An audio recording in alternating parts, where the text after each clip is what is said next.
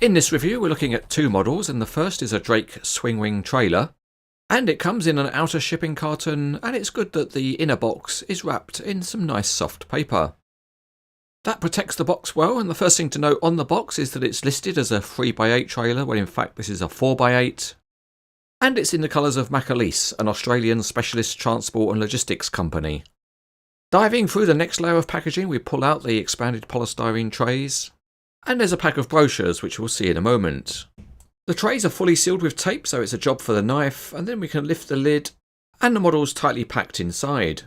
Now we'll take a look at the brochures that are supplied with the model, and the first one is a reprint of the brochure for the Kenworth K200 Prime Mover. It is a reprint of the marketing brochure for the truck, and it's high quality and it's a nice inclusion with the model.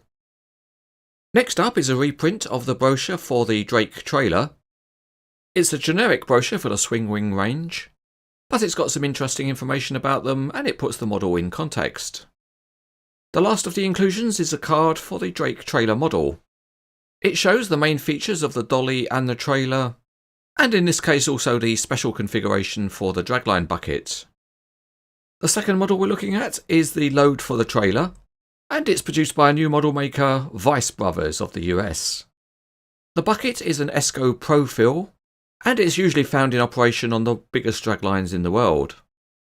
As for the model, it comes in a fairly large box, and that's an indicator of the size of the real bucket. As always, it's good to see top and bottom marked, so we'll flip it over and lift the lid. And there's the bucket filling up more or less the whole box, and it's also nicely protected in the box by soft paper. In addition to the bucket, there's a bag with a few small parts.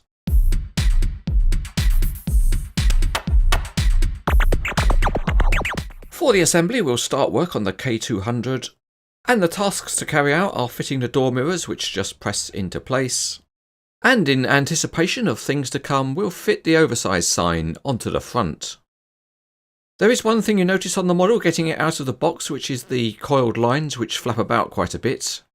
They are a bit too springy, so what we'll do is we'll add a little bit of plastic putty to the connectors at the end, and then plug the ends into a gap on the chassis. If you've got the trailer attached, you don't need to bother with this, but without the trailer it makes the lines look better. The next thing we'll do is join up the prime mover and the dolly, and the fifth wheel has a spring clip mechanism which grips the kingpin. The procedure is then repeated for the trailer onto the dolly. Now that everything's hooked up, the next step is to add some detailing, and there are loads of spare wheels to add, and they are all individually marked, such as trailer rear left.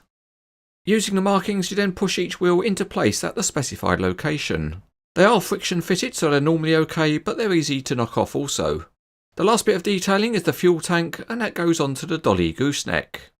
There's no assembly for the bucket, but it does come with some timber balks and securing chains.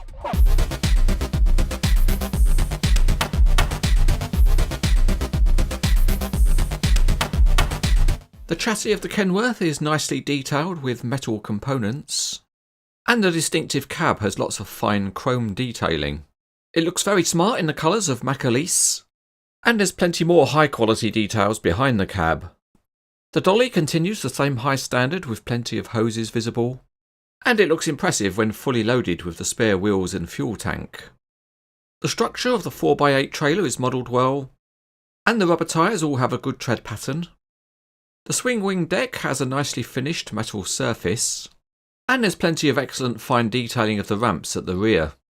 One thing that is surprising is how sharp and clear the tiny graphics are that are located at the control console. The dragline bucket is a very nicely painted and robust chunk of metal. Paint is used well to highlight the various casting details, and one of the more impressive elements is the well-defined teeth. As mentioned, this bucket is completely made of metal, so it's relatively heavy. So let's give it a go on the Cranes etc. weighbridge, and it clocks up a weight of just over 2 pounds or about 1 kilogram.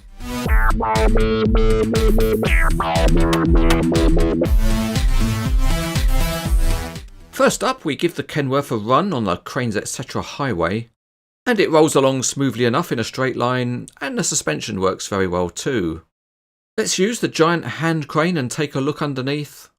And we see the rear wheels are joined to common axles and spin freely. And at the front the steering is notched rather than continuously variable. The suspension works well and is independent on each axle, including the front. And with the steering set, the Kenworth is able to trace out a shallow curve. Going behind the cab, the fifth wheel has some longitudinal adjustment. It's not huge, but at least it does have some. The fifth wheel is also good because it has a spring clip to lock on to the kingpin of the trailer. The next feature to look at is the tilting cab, and it goes forward to a good angle. And in keeping with the rest of the model, the engine has been detailed to a high standard. But there's still more features because the cab also features opening doors. The fit is tight, so you need to use a pointer to open them. And the seats also have a springy air ride function. The dolly is also highly specified in terms of its features. And one option you have available is 2 different locations for the kingpin. There's also a pair of landing legs, and they're held in position by little pins that are also on chains. And that feature works well too. Continuing on to the wheel sets, and they have a full range of movement. And we see that to start with by the degree of oscillation they have. The range of movement is significant, and these wheel sets will deal with the bumpiest of display cases. The other feature of the dolly is that the wheel sets can travel wide, and that's because they're on a sliding arrangement, so you can open them up to extend the width. And that makes the dolly more suitable if you're carrying a very wide load. Moving on now to the big swing wing trailer, and it rolls well. And the 4x8 axle arrangement has independent suspension on each axle. So if you put the whole trailer down and give it a push, it's nice and springy. The trailer has also got very good flexibility for the kingpin, and that's because you can locate it in 3 separate positions. Another nice feature of the gooseneck on this trailer is that it's hydraulically adjustable, and it works well on the model because it's got a good stiffness.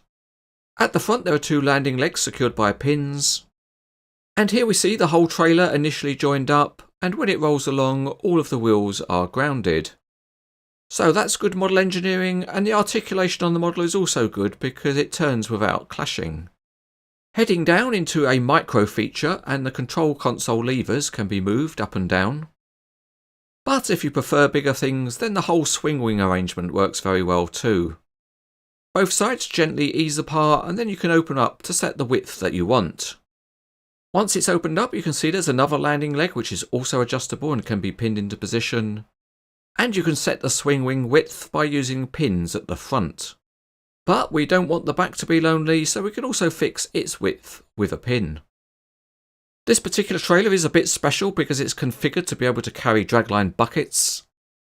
And you can see how these 2 wells are opened up by pitching back the ramps.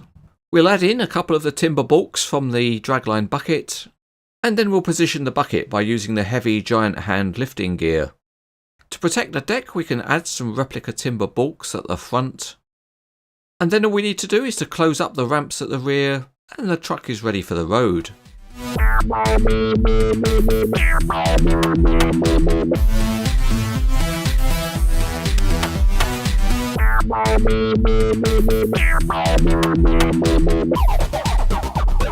The ESCO bucket is a nicely made and painted part, and actually it would look perfectly good as a desk tidy.